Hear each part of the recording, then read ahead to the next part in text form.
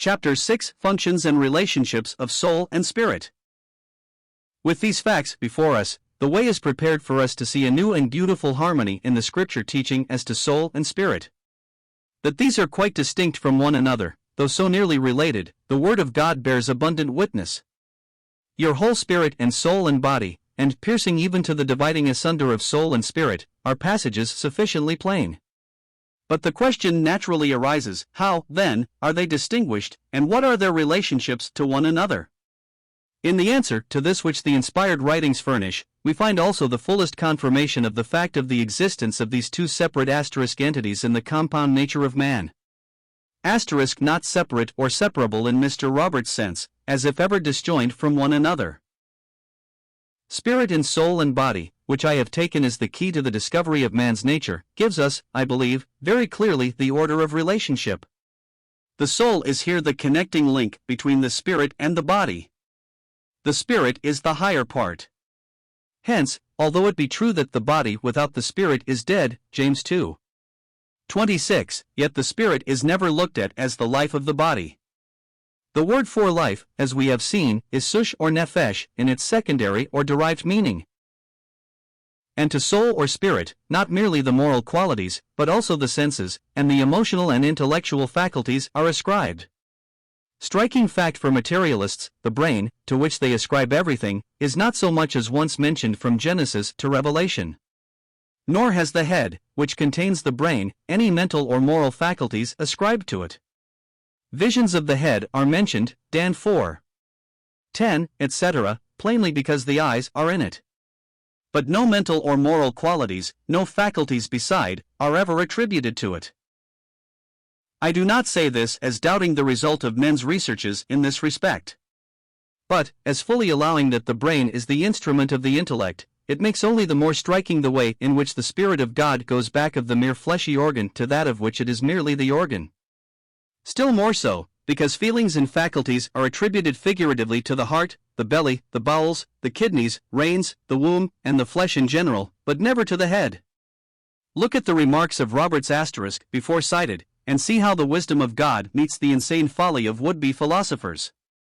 He who foreknow all these self-sufficient speculations, has poured contempt upon them by utter silence, while, except the figurative language alluded to, all the faculties of man are attributed to what their science of course cannot detect, the unseen soul or spirit. They may correct the word indeed, and they are bold enough to do so, by their more perfect knowledge, but there stands the fact, let them meet it how they can. Asterisk he reminds me that the eye sees, and the ear hears, and the flesh is pained, which does not perceptibly affect the argument. That he should further appeal to 1 Chron 12:32, Job 32:8, and Prov 2, as attributing understanding to the whole mechanism of man as made of dust, is hopelessly unintelligible, except as he might hope that no one would read for himself the texts in question. But moreover, in proclaiming these attributes or functions of the spirit and the soul, there is no looseness of language, much less confusion. The mental faculties, emotions, sensual appetites, etc., are ascribed to soul or to spirit with the utmost exactness and the most unvarying harmony. It is to this point that I would call most earnest and special attention. We shall find in every case that intelligence and judgment belong to the spirit, the affections, desires, appetites, etc., to the soul. I place before my readers the passages, or all the varieties of them, upon which the judgment may be formed. And first, with regard to spirit, ruach or pneuma, gens lie. 8, Pharaoh's spirit was troubled. Judges 8:3 their spirit was abated towards him. PSA, CVI. 33 they provoked his spirit, so that he spake unadvisedly. PROV 14:29 he that is hasty of spirit exalteth folly.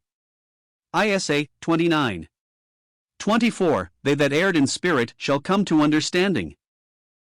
Ezekiah 21 the spirit of the living creature was in the wheels. Mark 8:12 he sighed deeply in his spirit. Acts 17:16 his spirit was stirred within him. 1 Cor 2:11 what man knoweth the things of a man, save the spirit of man which is in him? Rendered in our version, mind, PROV 29. 11. A fool uttereth all his mind. Ezek 11.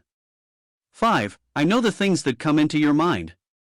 XX 32. That which cometh into your mind. Dan via 20. His mind hardened in pride. Understanding, Isa 11. 4. Courage, Josh 2. 11.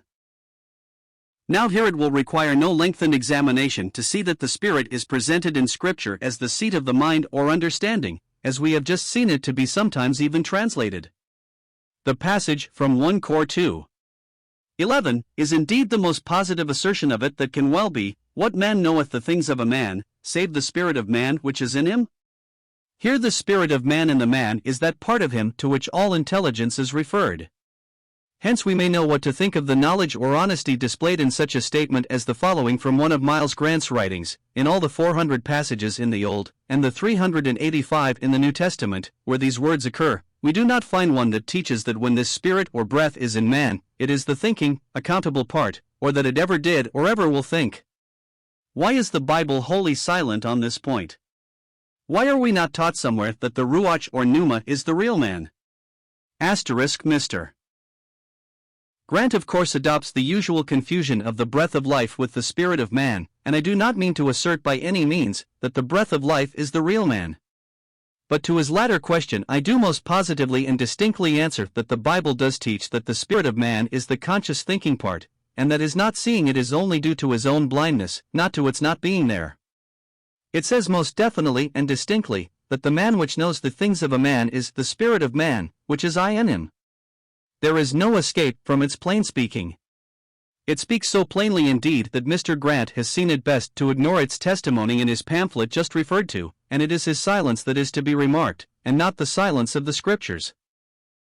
Spirit in man, pages 31, 32. This spirit of man, then, cannot be with Mr. Grant either an influence or a state of feeling, or the atmosphere or breath of life. It cannot be Mr. Morris' new nature, or else all unconverted men are born idiots, or motions and emotions of the soul. No, it is simply what the words declare, a conscious intelligent existence in the man, and that to which all his intelligence of human things is due. What man knoweth the things of a man, save the spirit of man which is in him? Passages which also identify the spirit as the seat of the mind or understanding, I have already quoted. It needs not to examine them here, except to show how other uses of the word are derived from this one. Thus, in Joshua 2. 11 and Vu 1, it is used for courage, the connection of which with presence of mind is familiar to all. And in Judges 8. 3, it is used for anger, which is again the judgment of the mind, true or false, upon what presents itself to it as evil. Another use of the word, which also we have in English, for the prevailing temper or disposition, as a meek and quiet spirit, a spirit of pride, etc., seems derived from the fact of the spirit being in man the higher part, and the rightful governor of the man what, in short, characterizes him. Now let us gather, in a similar way, some passages as to the soul, and the difference will be at once apparent. Thus it is the seat of the affections, Gen 34. 8. The soul of my son longeth for your daughter. 1 Sam 18. 1. The soul of Jonathan was knit to the soul of David. PSA 42. 1. So panteth my soul after thee, 0 God. 63, 10 God, my soul thirsteth for thee. 84 2, my soul longeth for the courts of the Lord. 6, 20, my soul breaketh for the longing it hath. Can't I a 7 o'clock, thou whom my soul loveth? Isaiah 26. 9, with my soul have I desired thee in the night. Luke 2. 35, a sword shall pierce through thine own soul. Hebx 38, my soul shall have no pleasure in him. As it loves, so it hates, Leviticus 26. 15, if your soul abhor my judgments. 2 Sam v. 8, the blind, that are hated of David's soul. Zech 11. 8, my soul loathed them. It compassionates, Judges X 16, his soul was grieved for the misery of Israel. Job XXX. 25, was not my soul grieved for the poor? Ezek 24. 21, what your soul pitieth shall fall by the sword. It is the seat of lusts. Job 23. 13. What his soul desireth, even that he doeth. PSA X 3. The wicked boasteth of his soul's desire. 1 Pet 2. 11. Fleshly lusts which war against the soul. Of the appetites, even, of the body. PSA Cry. 18. Their soul abhorreth all manner of meat. PROV 19.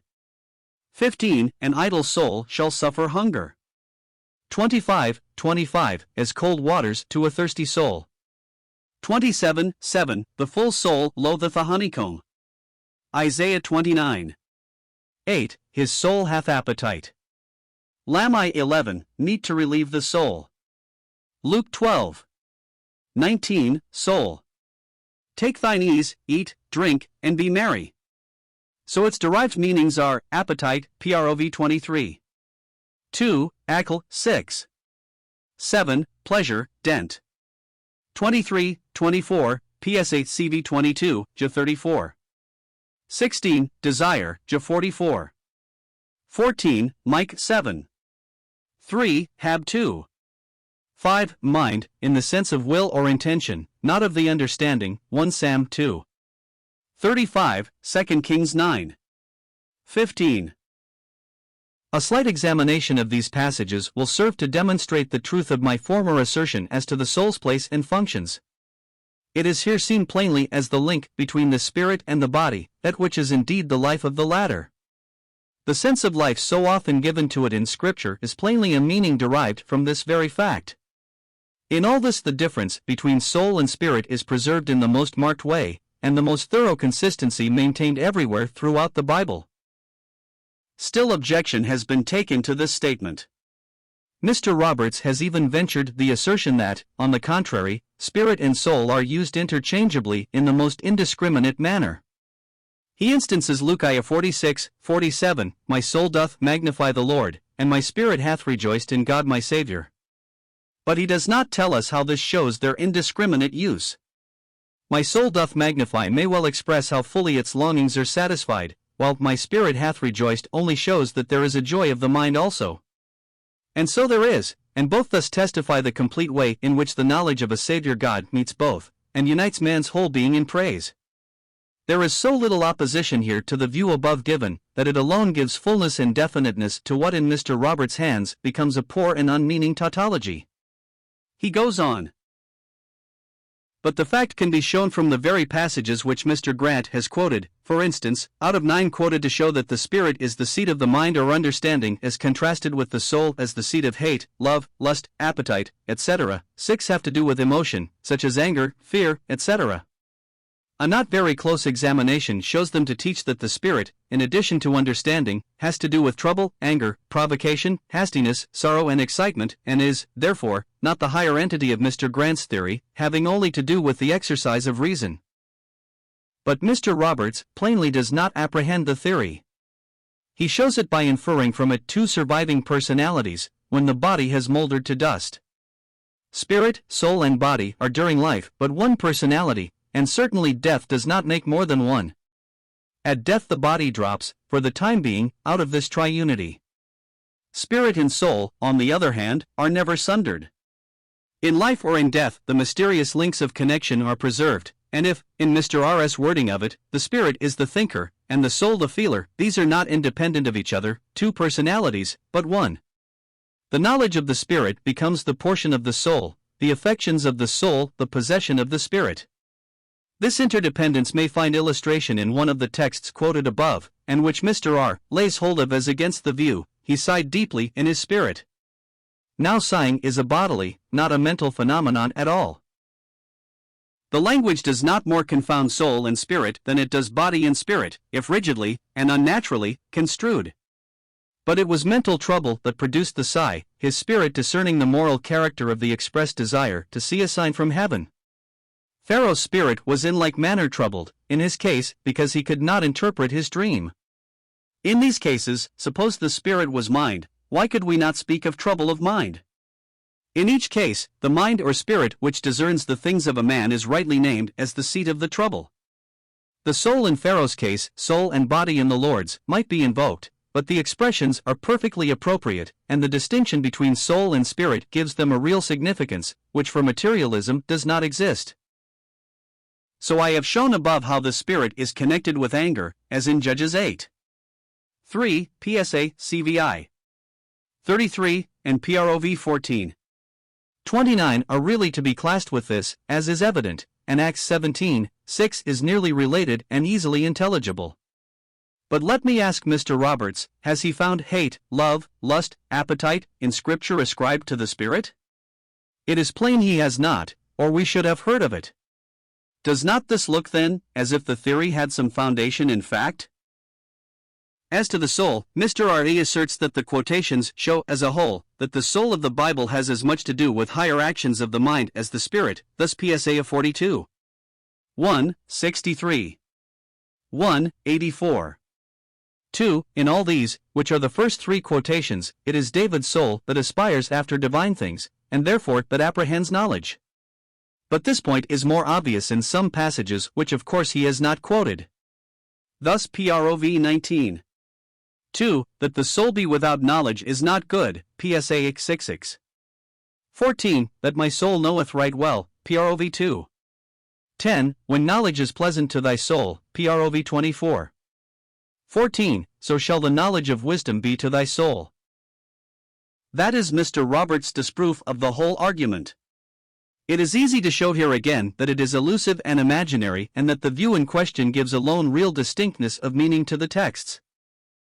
For, as to the first three quotations, how impossible would it be to say, so panteth my mind after thee, my mind thirsteth, my mind longeth. Certainly it has never been contended that the soul has not to do with divine things, any more than we could assert this of the heart, which we may take as in some sort its figurative synonym.